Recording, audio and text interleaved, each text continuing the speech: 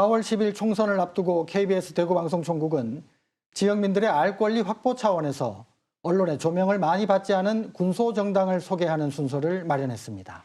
기준은 국회 원내 정당 가운데 거대 여야 정당을 제외하고 지난 21대 총선에서 지지율 3% 이상을 얻은 정당인데요.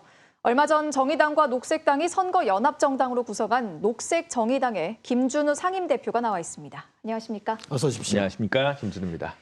우선 선거연합정당이라는 것에 대해서 유권자들이 좀 생소하다 이렇게 말씀하시는 분들 많은데요. 출범의에 대해서 간략하게 설명 부탁드립니다. 네.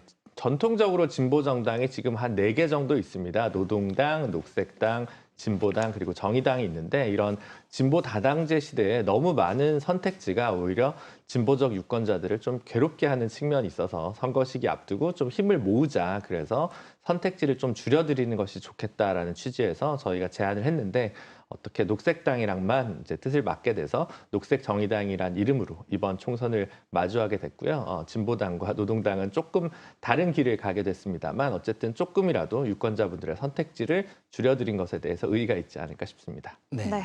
최근에는 녹색정의당 전국위원회가 야당이 제안한 비례연합정당에 불참하기로 했습니다. 이 결정의 의미는 어떤 건가요? 네, 윤석열 정권에 대한 중간 평가적 성격을 가지고 있는 총선이긴 한데요. 네. 윤석열 정권에 대해서 비판적이면서도 민주당의 가치에 동의하지 않는 많은 진보적 유권자들이 있습니다. 그런 분들 입장에서는 저희가 비례연합정당에 가게 될 경우에 오히려 투표장에 나오지 않는 보이지 않는 사표가 양산될 수 있다고 생각을 했고요. 지난 총선에서도 저희가 비례 기준으로 9.6%의 지지율을 얻었는데 그 유권자들의 염원을 생각해 봤을 때 독자 대응하고 차라리 지역구에서 사표를 방지하기 위한 지역구 연대를 적극적으로 추진하는 것으로 결정하였습니다.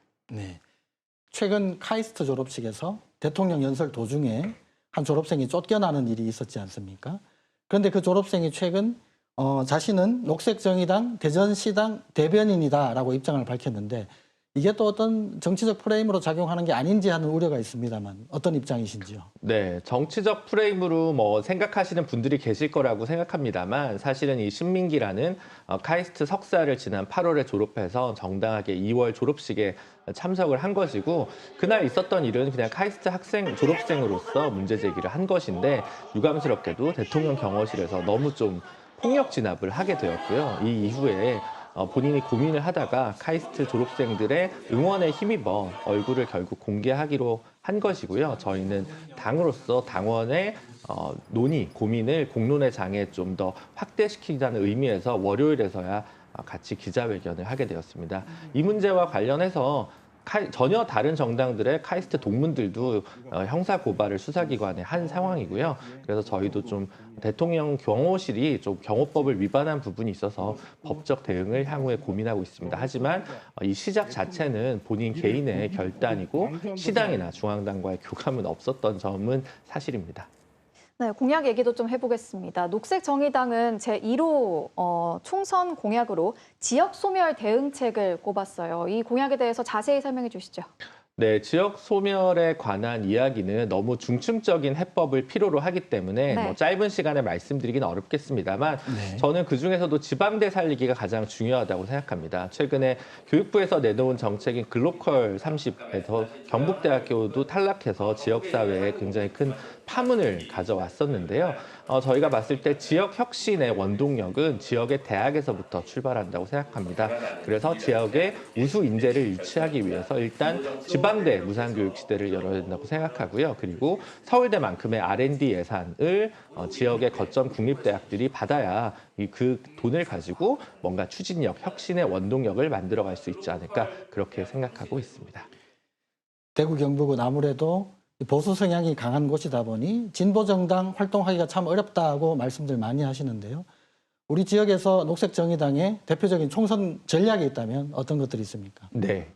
말씀하신 대로 사실 진보정당의 역사에서 대구 경북 지역에서 의미 있는 득표를 한 적은 있지만 당선자까지 내지는 못했습니다.